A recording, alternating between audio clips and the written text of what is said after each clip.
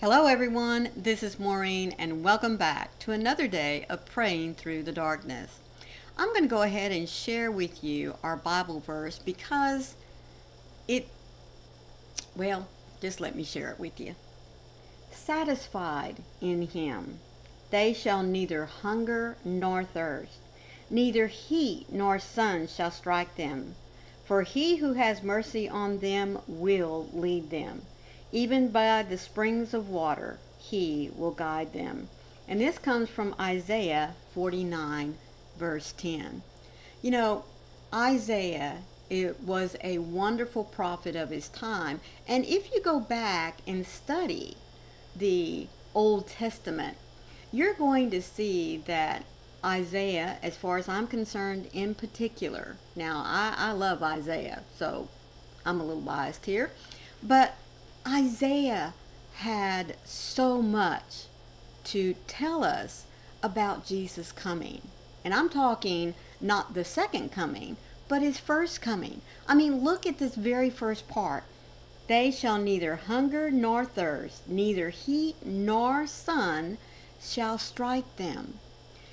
That is the protection that he was talking about, that Jesus was bringing to those who were going to accept him, to believe in him. And then he goes on to say that though he will have mercy on them and he will lead them, even by the springs of water, he will guide them. We as Christians have a wonderful, wonderful life. We really do. Stop and think about it. When we're in trouble, who can we go to? God. When we are sick, brokenhearted, depressed, lonely, who can we call on? God. There is not one little aspect of our life that we cannot turn over to God. So think about the times before you became a Christian. Not everyone was there at the drop of a hat, were they? I mean, if you were lonely, depressed, in trouble, you had to rely on a human factor, didn't you? You had to rely on someone to either share your problems with, to, well, let's talk about sharing our problems with one another. You know, when we share our problems with, let's say, our parents, our best friend, we have human interaction there, don't we? We also open ourselves up to, many times, more hurt than help. But when we are in that Christian state, that loving, that protection, that all healing power that only God can give us, folks, I know you know this to be true. When we take our problems to God, does he sit back and ridicule us for the decisions that we've made? Does he point out, I told you so? No, he listens. And not only in the listening, but he also instills in us a sense of peace and calm. He guides us, when we allow him to, through every steps of our lives. And all we have to do is share with him what we are feeling, what we're struggling with. Even by the springs of water, he will guide them. The springs of the living water that could only come through the sacrifice that Jesus made for us. And you know, when I study the New Testament, when I read Matthew, Mark, Luke, John, when I look at, even after Jesus was gone, the beautiful stories, the establishments of the churches from Paul, oh, come on. I just lost a couple of the other ones. Anyway, you know, I'm jealous. I really, really am, because especially the disciples, they had first-hand knowledge. They sat and discussed things with him. They were filled with so much of what Jesus was. They got to wash his feet. Wouldn't that have been a wonderful thing to be able to do? They got to touch him. They got to hold him.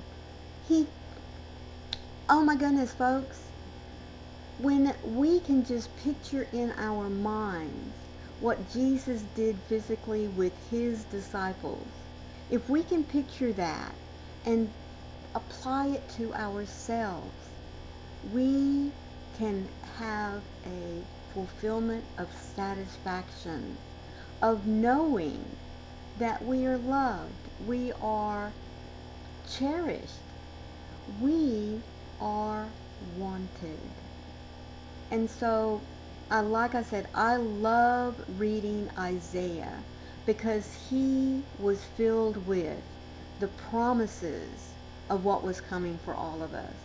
And folks, I really would love to encourage you to go back and read Isaiah, especially if you've never read him, because he lays such a beautiful picture of what was to come, not just for those who were going to physically see him, and not only for the sacrifice that Jesus was going to make and the benefits of that all of us were going to reap. Isaiah paints for us not only a beautiful picture of Christ's life while he was here on earth, and of course the horrific time that he spent on the cross, but he also paints a glorious picture of the resurrection and the life that we all now cherish and enjoy because of the coming of Christ as a baby in a manger on a very quiet night in a very small village. No fanfare, no pomp and circumstance, just a star to guide the shepherds and the wise men to a stable filled with animals and a mother, a father, and a savior of the world. That chokes me up, folks. I hope it does you too. God, you are perfect in mercy and abundant in power to save. You guide me with your wise leadership. You provide for every need. I will not go hungry or thirsty. You protect me from the harsh elements, and you lead me on paths of peace on your presence. Your way is the way of love. Sometimes it seems too good to be true, but I cannot bypass the pain in this life. Yet even as I walk through it, you are my provider. You are my shelter. Your mercy never fails. It is always more than enough for everything that I face. I walk in communion with you, the Creator, as my guide. What a wonderful gift. Amen. Merciful God, my soul finds everything it needs in you. I am satisfied by your persistent presence that fills me with goodness beyond my imaginings. So lead me in your perfect wisdom, Lord, for I am yours now and forever. Amen. Thank you so much for joining me today. I know I've been absent for a week, and I do apologize for not getting last week's devotionals uploaded for you. Time just got away from me. But we are back on schedule now, so thank you so much for being here. Be sure to leave me a little thumb and a comment. What are some things that you are satisfied with Jesus? And while you're thinking about it and typing it out, think about some other ways in which you find satisfaction in being a Christian, knowing that you are loved and cherished by your Heavenly Father. If this was your first time here, welcome into you. I do hope that you will hit the subscribe button and join us every day for little devotionals that help us to fight this chaos that surrounds us and brings us down. These devotionals that I bring to us every single day come from this little blue book that's put out by Broad Street Publishers. You'll find a link for it down in the description box. All you got to do is click on it. It'll take you right to it. And it makes a great addition, folks. You know I keep telling you, to your devotional library. As always, when this world of chaos and pain and struggles just get to be too much, sit back, close your eyes, take a deep breath. Call on the one who is your provider and protector and comforter. He'll lift you up out of all that muck and mire and lead you to where he wants you to be, out into the warmth, out into the light of his love. Let him take care of all that yucky stuff, because he's good at it. As always, folks, remember, I love you, and I'll see you tomorrow. Bye.